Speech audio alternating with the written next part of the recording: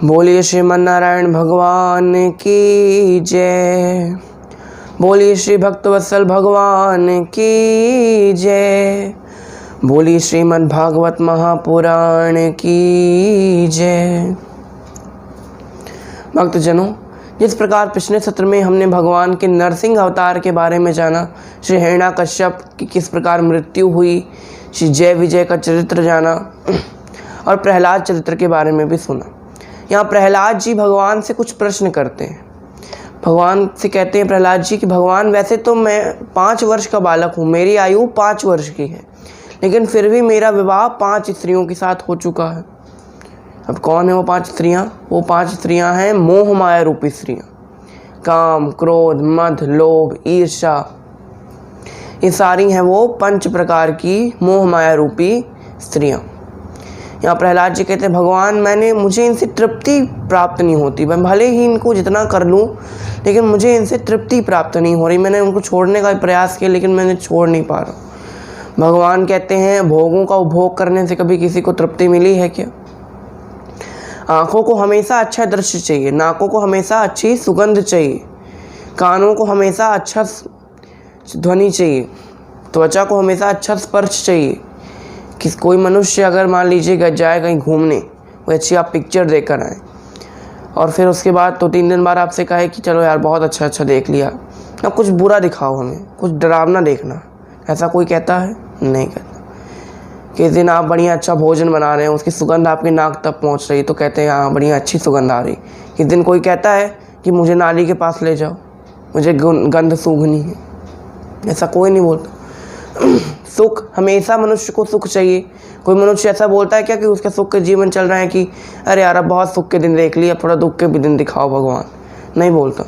तो इन सब चीज़ों से तृप्ति नहीं प्राप्त हो सकती, और तृप्ति प्राप्त हो भी गई तो वो कुछ समय की है। भोजन मान लीजिए आपने खा लिया तो एक समय के लिए आपको लगेगा कि हाँ बस इससे ज़्यादा आप नहीं खा सकते, लेकिन 4 घंटे बाद फिर भूख लगनी, तो तृप्ति नहीं प्राप्त होगी।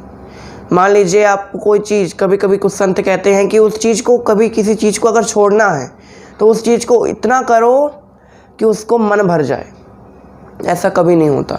एक समय के लिए आपका मन भर जाएगा, लेकिन फिर से आपको वो दोबारा करने की इच्छा होगी। मान लीजिए कोई सब्जी है, आलू की सब्जी है, 1 महीने तक से आपको आलू की सब्जी खिलाई जाए, 1 महीने तक से आपको भिंडी खिलाई जाए, तो आप कहेंगे अरे यार भिंडी से अब ऊब गए, अब कुछ और खिलाओ हमें। फिर 1 महीने तक आपको अलग अलग व्यंजन खिलाए जाते हैं, भिंडी और आलू का आपको मुंह भी नहीं देखने दिया जाता। फिर क्या कहेंगे 1 महीने बाद, अरे ये आलू और भिंडी क्यों नहीं बन रहे हैं? तो तृप्ति नहीं प्राप्त होती। अगर तृप्ति प्राप्त करनी है तो इन चीज़ों का त्याग करना पड़ेगा। यहाँ पर प्रहलाद जी कहते हैं महाराज, आपने दुनिया इतनी सुंदर बनाई है कि इसको कोई कैसे त्याग कर सकता है, इसका कैसे कोई त्याग कर सकता? भगवान कहते हैं मैंने दुनिया इसलिए नहीं सुंदर बनाई कि तुम उसमें डूब जाओ, मैंने इसलिए बनाई ताकि तुमको मेरा भजन करने में असुविधा ना हो, तुम सुविधा से मेरा भजन कर सको। मान लीजिए जो एक कुआं होता है, उस कुएं से हम पानी निकालते तो कैसे पानी निकालेंगे? रस्सी बांधते हैं बाल्टी में, बाल्टी डालते हैं और पानी निकाल लेते हैं, खुद तो कुएं में नहीं कूद जाते हैं। उसी प्रकार भगवान कहते हैं ये संसार एक कुआं है, उस संसार से आपको जो आवश्यकता है वो निकालो, लेकिन अगर आप खुद उस कुएं में कूद जाओगे तो फिर मर रहे हो, फिर चिल्लाओगे भगवान भगवान, तो मेरी कोई गलती नहीं है। एक कथा थी जो मैंने बताई थी एक बार फिर से दोहरा रहा हूँ उस कथा को। एक सेठ जी थे, बहुत धनवान, बहुत सबकी मदद करते थे। उन्हें एक बार पता चलता है कि एक गांव में बहुत अकाल पड़ा है, मतलब वहाँ पे जो पानी लाना होता है वहाँ पे बहुत कठिन है, क्योंकि पानी लाने का जो कुआं है वो बहुत दूर है, स्त्रियों को बहुत दूर दूर से पानी लाना पड़ता है, बहुत टाइम लग जाता है। यहाँ सेठ जी ने कुआं खुदवा लिया गांव में। अब यहाँ सबके लिए अच्छा हो गया, भैया पास से पानी मिल रहा है, स्त्रियों को दूर नहीं जाना पड़ता है। यहाँ कुछ दिनों बाद उस कुएं के पास कुछ बच्चे थे, वो खेल रहे थे, उनमें से कुएं में एक बच्ची गिर जाती है। उसकी बच्ची के पिताजी कहते हैं कि ये सब सेठ जी के कारण हुआ, सेठ जी ना कुआं खुदवाते ना मेरी बच्ची गिर के मरती। अब सेठ जी की क्या गलती बताओ? गलती आपकी है, आपको बच्चों को कुएं के पास नहीं खेलने देना चाहिए था, लेकिन फिर भी हम अपनी गलती नहीं मानते हैं, दूसरों पर हमको इल्ज़ाम लगाने। उसी तरह भगवान कहते हैं कि कि मैंने ये संसार बनाया ताकि तुम उसका उपभोग करते हुए मेरे भजन करो, ना कि उसमें डूब जाओ। यहाँ पर भगवान कई संदेश देते हैं, प्रहलाद जी को कई उपदेश देते हैं। यहाँ भगवान प्रहलाद जी को लेकर अपने धाम को चले जाते हैं। यहाँ अब आता है एक नारद युधिष्ठिर संवाद। नारद युधिष्ठिर संवाद नाम की एक कथा आती है, जिसमें युधिष्ठिर जी नारद जी से धर्म के बारे में कुछ प्रश्न करते हैं। नारद जी बताते हैं, धर्मराज, धर्म के लगभग 30 लक्षण हैं, लेकिन आपको मैं 5 लक्षण बताऊंगा, क्योंकि अगर 30 लक्षण बताऊंगा तो कथा बहुत लंबी हो जाएगी। अगर आपने इन 5 लक्षणों को कर लिया तो मान लीजिए आपने उन 30 को कर लिया, और अगर आपने इन 5 को नहीं किया और बाकी के 25 कर भी लिए तो भी फ़ायदा नहीं है। मान लीजिए कोई मैथ्स है या साइंस है या इंग्लिश है, उसकी अगर आप बेसिक चीज़ नहीं जानोगे, स्पेलिंग्स नहीं जानोगे, मीनिंग नहीं जानोगे, फॉर्मूला नहीं जानोगे, डेफिनेशंस नहीं जानोगे, तो फिर आप पूरा चैप्टर पढ़ लोगे तो भी प्रॉब्लम आएगी। अगर आपने बेसिक चीज़ें जान ली, डेफिनेशन है, फॉर्मूला है, वर्ड मीनिंग्स हैं, तो फिर आपको दिक्कत नहीं जाएगी, आप अच्छे से पूरा चैप्टर कंप्लीट कर लोगे। उसी तरह धर्म को अगर जानना है तो ये 5 बातें सीख लो। ये 5 बातें अगर आपने सीख ली, यानी आप धर्म की पूरी तरह से पालन कर रहे हो। पहली बात, सत्य बोलो, सत्य की राह को कभी मत छोड़ो। राजा हरिश्चंद्र ने पत्नी का विक्रय करके भी धर्म की राह नहीं छोड़ी। अपने धर्म के लिए उन्होंने अपना राज भी त्याग दिया, अपने सत्य के लिए। सत्य के मार्ग को कभी मत छोड़ो। जितना हो सके उतना सत्य बोलो। जितना हो सके क्यों बोला मैंने? क्योंकि भाई कलयुग है, थोड़ा बहुत झूठ तो सब कोई बोलता है, लेकिन जहाँ ज़रूरत नहीं है वहाँ नहीं बोलना। जहाँ अगर हो लगता है कि हाँ हमारे झूठ बोलने से कोई कार्य सिद्ध हो रहा है, कोई बड़ा सा संकट टल रहा है, तो एक बार के लिए भगवान आपको क्षमा कर देंगे। लेकिन जहाँ पर आवश्यकता नहीं है वहाँ झूठ नहीं बोलना है। ये हो गया, सत्य बोलिए हमेशा। दूसरा लक्षण है दया कीजिए, मानवता का धर्म। यहाँ जब आप आते हैं अपने जीवन में, जब आपकी शुरुआत होती है, जब आप जन्म लेते हैं, तब आपकी जो जात है, पांत है, रिश्तेदार हैं, नातेदार हैं, ये सब तो अलग रहते हैं, लेकिन सबसे पहले आप क्या होते हैं? एक मानव होते हैं। तो मानवता का धर्म सबसे पहला धर्म है, बाद में ये सबसे धर्म आते हैं। पहला धर्म मानवता का धर्म है। अगर आपने मानवता के धर्म को नहीं निभाया तो मान लीजिए आप कोई धर्म को नहीं निभा सकते। मान लीजिए किसी के साथ गलत हो रहा और हम लोग उसको देखते रहते हैं, हम लोग उसकी सहायता नहीं करने चाहते। मान लीजिए कि आप नहीं सहायता कर सकते, नहीं कीजिए, तो आप लोग वहाँ से चले जाइए। और कुछ लोग तो ऐसे क्रूर होते हैं कि वहाँ खड़े खड़े उसका वीडियो बनाने लगते हैं, कोई गलत कार्य हो रहा है तो आप कभी सोचिए अगर ये चीज़ आपके साथ हो जाए तो कभी क्या होगा, आपको लगेगा। इसलिए वीडियो किसी का नहीं बनाना। अगर आप सहायता कर सकते हो तो करो, नहीं कर सकते हो चले जाओ। भाई मैं ये नहीं बोल रहा हूँ कि आप अपनी जान पर जोखिम डालकर सहायता करो। अब सबको अपनी जान प्यारी होती है, इसलिए जान का जोखिम न डालते हुए अगर आप की एक आवाज़ उठाने से उस व्यक्ति का कुछ हित होने वाला है तो आप आवाज़ उठाओ। मतलब सब पर दया की भावना रखो, मानवता की भावना रखो। यहाँ तीसरा धर्म है पवित्रता। अपने शरीर को हमेशा पवित्र रखिए, रोज़ नहाइए, रोज़ स्नान कीजिए। आजकल तो नए नए साबुन आ गए हैं, शैम्पू आ गए हैं, उनको नए नए उसको यूज़ कीजिए। भगवान को शुद्ध रखिए, अपने आसपास के वातावरण को शुद्ध रखिए। चौथा लक्षण है तपश्चर्या। जैसे शरीर को पवित्र रखते हैं अलग अलग प्रकार के प्रोडक्ट्स को यूज़ करके, उस तरह अपने मन को भी पवित्र रखिए, दया की भावना रखिए, सत्य की भावना रखिए, करुणा की भावना रखिए। यहाँ हो गई तपश्चर्या। पांचवा लक्षण है तितिक्षा। तितिक्षा अर्थात जो मिला है उसमें संतोष कर लेना। अगर भगवान ने आपको कुछ भी दिया है तो उसे स्वीकार कर लेना। दुख भी दिए हैं तो भी स्वीकार कर लेना। प्रसाद समझकर दुख को भी स्वीकार कर लेना। क्यों? क्योंकि भगवान सुख तो सभी को दे सकते हैं, लेकिन दुख केवल अपनों को देते हैं। कैसे? मान लीजिए एक पिता है, उसकी आज छुट्टी है, संडे का दिन है, उस अपने ऑफिस नहीं गया है। यहाँ पर उसका बच्चा है, वो मोहल्ले के कुछ बच्चों के साथ खेल रहे हैं। यहाँ पिताजी थोड़ा घर से बाहर निकलते हैं, क्या देखते हैं कि बच्चे खेल रहे हैं। उनका मन होता है कि बच्चों को मिठाई दूँ। कल वो अपने ऑफिस से आते समय मिठाई लेकर आए, तो सोचा कि मैं इन बच्चों को मिठाई दूँ। तो क्या वो सब बच्चों को मिठाई दे सकते हैं? बिल्कुल दे सकते हैं, उनका मन है तो बिल्कुल दीजिए। यहाँ उन्होंने सब बच्चों को मिठाई दी। यहाँ पिताजी अंदर चले जाते हैं, कुछ स्नान आदि करते हैं, पूजा पाठ करते हैं, फिर बाहर आते देखते हैं बच्चे क्या कर रहे हैं। बच्चे बड़ी शैतानी कर रहे हैं, कोई कुत्ते को परेशान कर रहे हैं, कोई बिल्ली को परेशान कर रहे हैं। यहाँ पिताजी को लग रहा है कि बच्चों को एक एक तमाचा मारूं। तो क्या सब बच्चों को थप्पड़ मार सकते हैं? नहीं मार सकते। क्यों नहीं मार सकते? क्योंकि वो दूसरे के बच्चे हैं। थप्पड़ किसको मार सकते हैं? केवल अपने बच्चे को।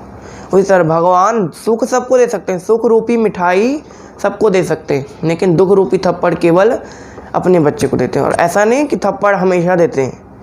कोई माता पिता ऐसा नहीं करता है कि ऐसे टाइम पास नहीं हो रहा, बच्चे को बुलाया 2-3 थप्पड़ मारे, हो गया हमारा टाइम पास। ऐसा नहीं होता। आपने कोई गलती की होगी तब उन्होंने आपको डांटा होगा, तो आपने कुछ गलती की होगी तब भगवान ने दुख दिए, कुछ आपको सिखाना चाहते हैं तब दुख दिए। यहाँ 5 प्रकार के धर्म के लक्षण बताते हैं। फिर बताते हैं कि स्त्रियों का क्या धर्म है। स्त्रियों का एक धर्म होता है पतिव्रत धर्म कहते हैं, जिसमें सती अनसुईया, सती सावित्री, सती सुलोचना जैसी स्त्रियां खरी उतरी। पतिव्रत धर्म एक धर्म होता है जिसमें आपको कई नियम होते हैं, उसका पालन करना है, पति की पूजा करनी होती है। और आजकल तो 2 धर्म चले हैं, पतिव्रत और पत्नी व्रता। और पत्नी व्रता ज़्यादा चल रहा है, लेकिन ऐसा हमारे शास्त्रों में कहीं पत्नी व्रता धर्म के बारे में नहीं बताया, पतिव्रता के बारे में बताया गया। और नहीं बताया तो इसका मतलब ये नहीं कि पत्नी को बिल्कुल अपनी जूती समझना है पैर की, नहीं, वो भी घर की लक्ष्मी है। पत्नियों को हमेशा खुश रखिए। क्यों रखिए? क्योंकि उन्हें घर की लक्ष्मी कहा जाता है। अगर वो खुश रहेंगी तो घर में लक्ष्मी आएगी, अगर वो दुखी रहेंगे तो घर में दरिद्रता आएगी। एक और स्त्री का लक्षण होता है कि वो अपने पति का नाम ना ले। अब इसका ये मतलब नहीं है कि वो आपके महाराज हैं, वो आपके देवता टाइप में, कि आपको बहुत उच्च स्थान में हैं, आप बहुत नीचे स्थान में, ऐसा कुछ नहीं। पत्नी और पति एक समान होते हैं। यहाँ नाम इसलिए नहीं लेना चाहिए क्योंकि एक मान्यता है कि नाम लेने से पति की आयु कम होती है, तो आपको नाम नहीं लेना चाहिए। एक बार एक स्त्री थी, वो सत्संग के लिए उसको न्योता आया। अब वो अपने जेठ जी की बेटी चमेली के साथ जाती है सत्संग में। यहाँ सत्संग में साधु महात्मा बढ़िया एक भजन करते हैं। भजन में क्या कहते हैं? हे ब्रजनंदन कंस निकंदन देव की नंदन बलिहारी। अब यहाँ सब लोग ये भजन कर रहे हैं, लेकिन वो स्त्री भजन नहीं कर रही। क्यों नहीं कर रही? क्योंकि उसके पति का नाम था देवकी नंदन। उसकी सास ने उसको बताया था कि पति का नाम नहीं लेते। अब यहाँ सब लोग वो भजन कर रहे हैं, लेकिन वो स्त्री नहीं कर रही। यहाँ कुछ देर बाद साधु जी की जो भजन करा रहे थे, उनकी नज़र एक उस स्त्री पर पड़ती है कि भाई सब लोग भजन कर रहे हैं, ये स्त्री क्यों नहीं भजन कर रही? वो इशारा करते हैं, भजन करो। वो सोचती है अरे यार, अब तो साधु जी ने भी देख लिया, अब तो करना पड़ेगा। करती है, क्या कहती है? हे ब्रजनंदन कंस निकंदन चमेली के चाचा बलिहारी। चमेली का उसको ध्यान आया कि चमेली को मैं साथ लेकर आया हूँ। यहाँ भगवान ऊपर से देख रहे हैं, भगवान मुस्कुराने लगते हैं। देवी लक्ष्मी कहती क्यों मुस्कुराने भगवान? कहते हैं कि वैसे तो मेरे भक्तों ने मेरे कई नाम रखे, मुरलीधर, लीलाधर, कंस निकंदन, लेकिन आज पहली बार किसी ने मुझे चमेली के चाचा करके मुझे नाम दिया। तो यहाँ पति का नाम नहीं लेना चाहिए। ये तो हास्य की बातें हैं, लेकिन पति का नाम नहीं लेना।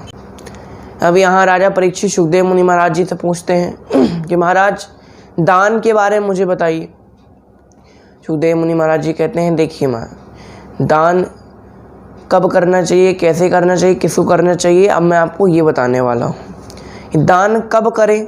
तो दान आप कभी भी कर सकते हैं, लेकिन कुछ दिन होते हैं जिसमें आपको दान करेंगे तो विशेष फल प्राप्त होगा। जैसे उत्तरायण का महीना है, उसमें दान कीजिए। मकर संक्रांति है, उसमें दान कीजिए। और कई सारे पर्व होते हैं, अक्षय तृतीया है, उसमें दान कीजिए। कई त्यौहार हैं, उसमें दान कीजिए। जन्मदिन है, उसमें दान कीजिए। किसी की मृत्यु हो गई है तब दान कीजिए। घर में कोई बालक का जन्म हुआ है तब दान कीजिए। विवाह है, कोई शुभ अवसर है तब दान कीजिए। तो इसमें विशेष फल प्राप्त होता है। अब किसको करना चाहिए? तो सुपात्र को करें। सुपात्र कौन? जिसको ज़रूरत है।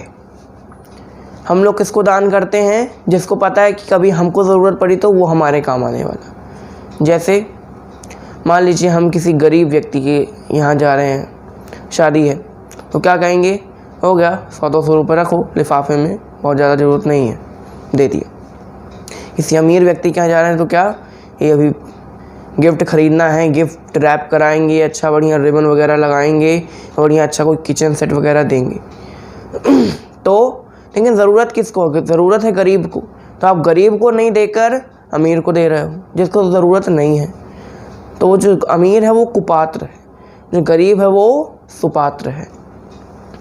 और व्यक्ति अमीर और गरीब धन से नहीं होता, ये बिल्कुल मत समझिए कि आप अमीर और गरीब धन से होते हैं। अमीर और गरीब व्यक्ति मन से होता है। कैसे?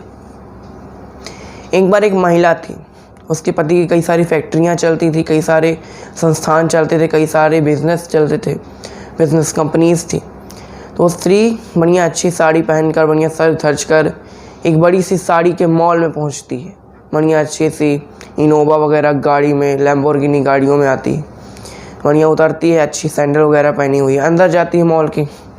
मॉल में उसको देखकर जो रहते हैं कस्टमर को देखने वाले, वो कहते हैं कि बढ़िया अच्छी अच्छी साड़ियाँ दिखाते, 50,000 वाली, 5,000 वाली, 10,000 वाली।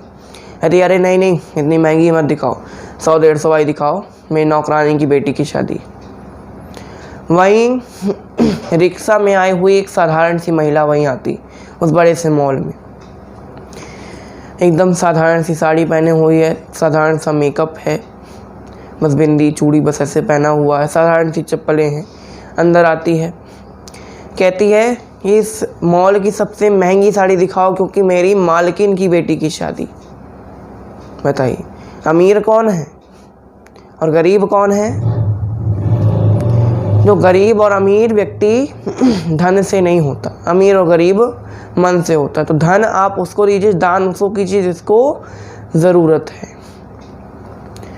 तो यहाँ पर दान के महत्व के बारे में बताया जाता है। यहाँ राजा परीक्षित कहते हैं महाराज सुखदेव मुनि महाराज जी से कि महाराज कभी भगवान ने किसी जानवर को दर्शन दिए हैं, किसी पशु को दर्शन दिए हैं? तो यहाँ सुखदेव मुनि महाराज जी कहते हैं बिल्कुल दिए हैं।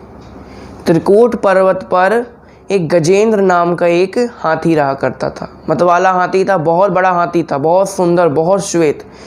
वो सारे हाथियों का राजा था। वो इतना बलशाली था कि उसकी सुगंध पाते ही सिंह और बाघ जैसे पशु तो ऐसे भाग जाते थे जैसे गधे के सर से सींग भाग जाती। यहाँ वो बहुत बलशाली था, उसको अपने बल का मद भी हो गया था, है ना। जब खुदा हुस्न देता है तब नज़ाकत आ ही जाती है। यहाँ हुस्न का मतलब केवल रूप नहीं है, हुस्न का मतलब है रूप, गुण, यौवन, बल, ज्ञान। जब भगवान ये सब देते हैं तब अहंकार यानी नज़ाकत यानी अहंकार आ ही जाता है। तो उसको बल का अहंकार आ गया था। उसकी कई सारी पत्नियां भी थीं, उसके कई बच्चे भी थे। यहाँ पर एक दिन वो स्नान करने के लिए एक सरोवर में जाता है। यहाँ कई सारे लीलाएं कर रहा है वो। कैसी कि कभी सूंड में पानी भरे तो पत्नियों पे फेंके तो पत्नी शर्मा जाए, कभी बच्चों पे फेंके तो बच्चे नाचने लग जाएं। यहाँ पर ये सब एक कर ही रहा था, तभी उसके पाँव के पास एक ग्राह आता है। ग्राह यानी मगरमच्छ। कुछ लोग मगरमच्छ बताते हैं, कुछ लोग बड़ा सा अजगर बताते हैं। यहाँ मगरमच्छ की बात कर रहे हैं तो मगरमच्छ की बात करेंगे। लेकिन मगरमच्छ आता है, उसके पाँव को पकड़ लेता। यहाँ पर अब उस गजेंद्र के पाँव उस ग्राह ने पकड़ लिए। यहाँ गजेंद्र ने सोचा हो गया, बड़े बड़े जानवर मेरा कुछ नहीं बिगाड़ पाए तो क्या करने का ये। यहाँ गजेंद्र भी कहता चलो कुछ देर बाद तो छोड़ ही देगा। यहाँ 1000 वर्ष हो जाते हैं फिर भी वो ग्राह नहीं छोड़ता, और न गजेंद्र की मृत्यु हो रही न ग्राह की मृत्यु हो रही। दोनों पकड़े हुए हैं एक दूसरे को। कभी गजेंद्र उस ग्राह को पानी से बाहर निकाल लाए, कभी ग्राह गजेंद्र को पानी के अंदर ले आए। यहाँ जो ग्राह था वो पानी का जीव है, पानी का जीव है तो उसकी शक्तियाँ पानी में ज़्यादा हो रही हैं। यहाँ जो हाथी है वो थल का जीव है, पृथ्वी का जीव है, तो उसकी पानी में शक्तियाँ कम होती जा रही। यहाँ उसकी शक्तियाँ क्षीण हो रही हैं। यहाँ गजेंद्र अपने परिवार वालों को बुलाता है कि अरे, अपनी पत्नी को बुलाता है, अरे आओ, मैंने तुम्हारे लिए क्या क्या नहीं किया, मुझे बचाओ। यहाँ चिल्लाना शुरू कर देता है। पहले तो अपना बल लगाया उसने, लेकिन जब बल से कार्य नहीं हुआ तब परिवार वालों को याद किया। यहाँ पत्नी कहती है महाराज छुड़ा तो लूँ, लेकिन कहीं ये मेरे पाँव पकड़ लिया तो, इसलिए मैं नहीं आ सकती। गजेंद्र कहता है बच्चों से, तुम्हारे लिए मैंने अपने सपनों का कोई मोल नहीं रखा, तुम्हारे सपने पूरे करने के लिए मैंने अपने सपनों को दांव पे लगा लिया। बच्चे कहते हैं कोई बात नहीं पिताजी, आपके जाने के बाद आपके सारे सपने पूरे किए जाएंगे। गजेंद्र कहते हैं अरे ये लोग क्या कर रहे हैं, रिश्तेदारों को बुलाया गया, रिश्तेदार भी नहीं आते, क्यों नहीं आते? सब यही सोच रहे थे कहीं उसका पैर छोड़ के हमारा पैर ना पकड़ ले गिरा। यहाँ जब कोई सहायता नहीं करता तब अंत में उसको भगवान की याद आती। हम भी ऐसा करते हैं, पहले अगर कोई काम है तो पहले दुनिया वालों के पास जाते, ये काम कर दो हमारा, ये काम हो जाए, अरे उसको फ़ोन लगा दो तो वो काम हो जाएगा, अरे वो पेपर दे दो तो उसको वो काम कर देगा। यहाँ भगवान दूर दूर तक नहीं दिखाई देते किसी को, लेकिन जब बाद में जब एकदम जब कुछ नहीं होता, जब दुनिया वालों से हार जाते हैं तब भगवान के पास आते हैं, पहले भगवान के पास नहीं जाते। यहाँ गजेंद्र भी ऐसे ही किया, उसने पहले संसारिक लोगों से मदद मांगी, अपने रिश्तेदारों से मदद मांगी, जब कोई मदद नहीं की, जब ग्राह ने गजेंद्र को पूरी तरह से पानी के अंदर ले गया, केवल इतनी सी सूंड बच गई, तब भगवान का नाम याद आता है, भगवान की स्तुति करता है। यहाँ गजेंद्र बहुत रोता है, रोते रोते भगवान को पुकारता है कि हे द्वारिका के नाथ मुझे बचाओ, हे द्वारिकाधीश मुझे बचाओ, हे करुणानिधि मुझे बचाओ, अब मेरा कोई सहारा नहीं है, केवल आप ही मेरे सहारे हो। यहाँ इतनी तेज तेज चिल्लाते हैं। यहाँ रात के समय भगवान क्षीर सागर में लेटे हुए हैं, लक्ष्मी माता भी उनके चरण दबा रही, यहाँ भगवान सो रहे हैं। यहाँ बीच में उनकी नींद खुलती, लक्ष्मी माता कहती सो जाइए महाराज, अभी आधी रात है। कहते अरे नहीं, मेरा भक्त मुझे पुकार रहा है। लक्ष्मी माता कहती अरे महाराज अभी आधी रात है, सुबह चले जाना, और अगर जाना ही है, इतना आवश्यक है, तो आपके ये हज़ारों चाकर नौकर खड़े हैं, इतने पार्षद खड़े हैं, उनको भेज दो ना, आपको जाना जरूरी है क्या?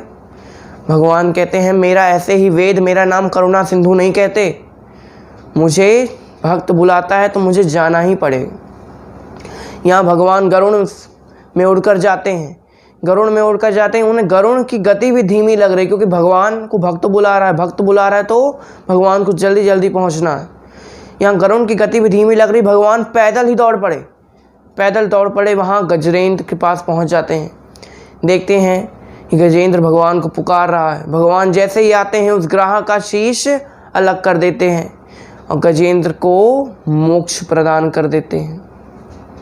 यहाँ भगवान गजेंद्र को लेकर अपने धाम पहुँच जाते हैं। यहाँ धाम पहुँचते हैं तो क्या देखता है गजेंद्र, ग्राह वहाँ पहले से बैठा।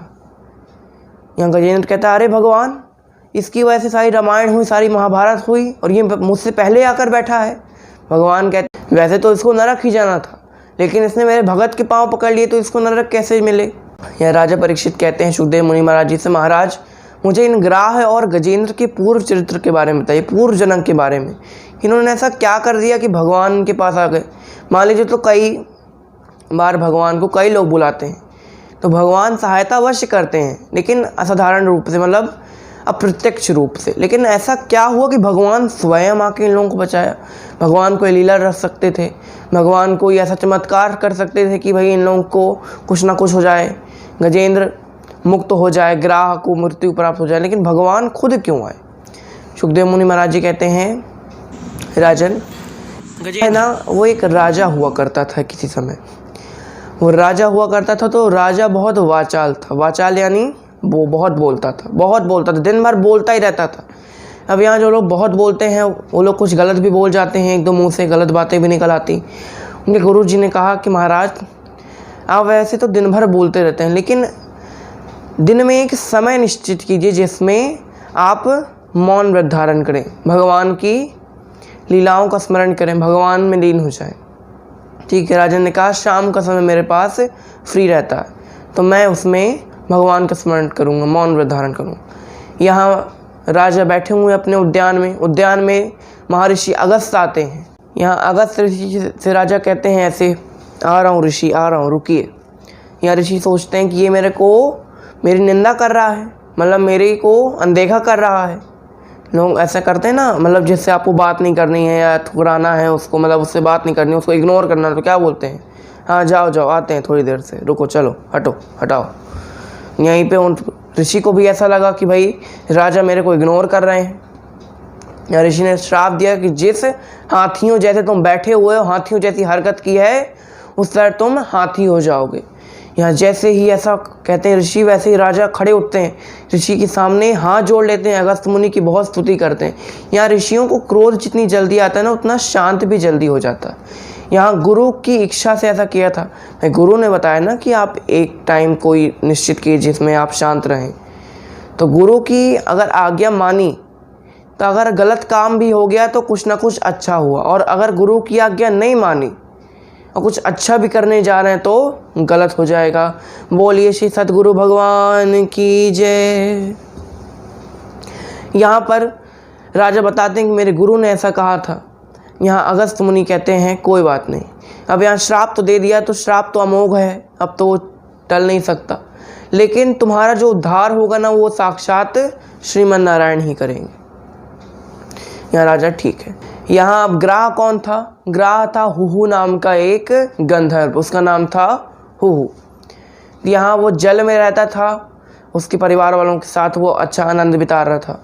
एक दिन एक ऋषि थे, वो उस जल में, उस सरोवर में तपस्या करने के लिए आते हैं। एक पांव पर खड़े हुए हैं, तपस्या कर रहे हैं।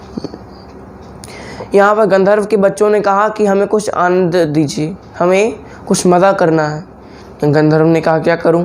तो उसने नीचे से ऋषि के पांव पकड़ ली। ऋषि के पांव पकड़ ली तो ऋषि गिर गए।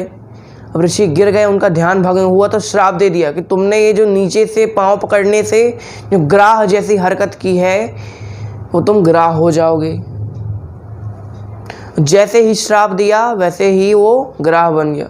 लेकिन फिर बताते हैं कि महाराज मैंने ऐसा जानबूझ के नहीं किया, मैंने बच्चों के कहने पर ऐसा किया। तो कहते हैं कि फिर हमारा श्राप तो अमोघ है, तो कुछ नहीं हो सकता, लेकिन तुम्हारा उद्धार साक्षात श्रीमन नारायण करेंगे। इसलिए ग्राह और गज को दोनों को मिला दिया, भगवान ने दोनों का उद्धार कर दिया। इस प्रकार हमारी आज की गजेंद्र मोक्ष नामक जो कथा है वो समाप्त होती है। आज की कथा भी यहीं समाप्त होती है। यहाँ 7वां अध्याय समाप्त हो गया था। गजेंद्र मोक्ष जैसे ही शुरू हुआ वैसे ही 8वां स्कंद प्रारंभ हो गया। यहाँ दान आदि की बातें हुई थी, तो 7वें स्कंद तक थी। 8वें स्कंद प्रारंभ होते ही गजेंद्र मोक्ष की कथा प्रारंभ हुई। यहाँ 8वां स्कंद हमारा चल रहा है। अब अगली कथा है समुद्र मंथन की। आज के लिए बस इतना ही। धन्यवाद। जय श्री राधे। लेकिन जाते जाते हमारे चैनल को सब्सक्राइब अवश्य करें और बेल आइकन को ज़रूर दबाएं, जिससे आपको हमारी नई नोटिफिकेशंस मिलती रहें। धन्यवाद। श्री भागवत भगवान की है आरती, पापियों को पाप से है तारती। भागवत भगवान की है आरती, पापियों को पाप से है तारती। पापियों को पाप से है तारती।